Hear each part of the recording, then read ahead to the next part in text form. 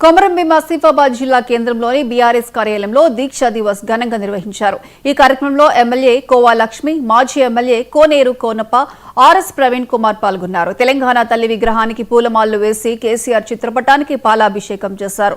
రాష్ట్ర సాధనకు ఎంతో మంది విద్యార్థులు ప్రాణత్యాగం చేశారని, అలాగే కేసీఆర్ కూడా ఆమరణ నిరాహార దీక్షతో చావు అంచుల వరకు వెళ్లి వచ్చారని గుర్తు చేశారు। బడుగు బలహీన వర్గాల సంక్షేమానికి కృషి చేసి ప్రజలందరికీ కేసీఆర్ పెద్దన్నగా తోడు నిలిచారని అన్నారు। కాంగ్రెస్ మోసపూరిత మాటలకు ప్రజలు మోసపోయారని కోవా లక్ష్మి ఎద్దేవా చేశారు। అందరూ కూడా మరి తెలంగాణ రాష్ట్రం సాధించిన తర్వాత మరి 10 సంవత్సరాల్లో మరి ప్రభుత్వం ఏర్పాటు చేసుకొని మరి 10 సంవత్సరాల్లో మరి అభివృద్ధి కార్యక్రమాలు ఇవన్నీ కూడా మీకు తెలుసు। ఇప్పటి వరకు మరి మాట్లాడిన బట్టి మరి పెద్దలు మన ప్రవీణ్ గారు, అట్టనే మన కోనప్ప గారు, మరి ఇతర మా నాయకులు అందరూ కూడా మాట్లాడడం జరిగింది।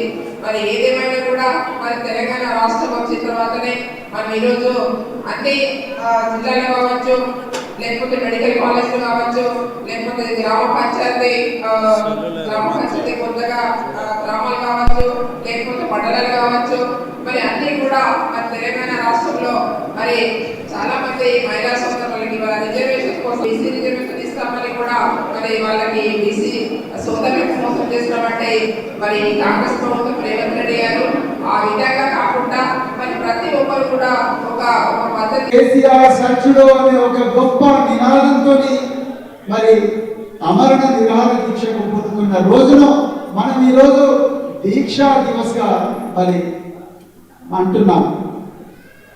దీక్షా దివస్ నాడు మనమందరం కూడా మరొకసారి ఈ తెలంగాణ తల్లిని ఈ దోపిడీ పాలన నుండి విముక్తి చేయాలని చెప్పేసి ఈ రోజు కఠోరమైన నిర్ణయం తీసుకోవడానికి ఇదంతా మనందరం ఇక్కడికి వచ్చిన మిత్రులారా, నేను ఇంతకుముందు పెద్దలు చాలా మంది కూడా చాలా విషయాలు చెప్పిండ్రు। ఆ విషయాల లోపలికి పోకుండా ఒక 2 నిమిషాలు మిమ్మల్ని చరిత్ర లోపలికి తీసుకుపోతా, తర్వాత ఇప్పుడు ఏం జరుగుతుందో కూడా మీ అందరికీ చెప్పాల్సిన అవసరం ఉన్నది।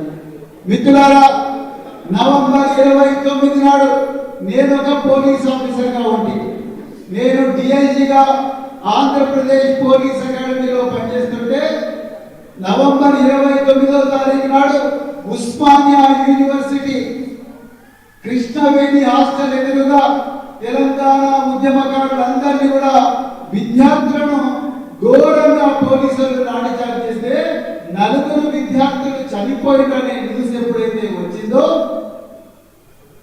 అప్పుడు మా డీజీపీ గారు నన్ను ఆంధ్రప్రదేశ్ పోలీసు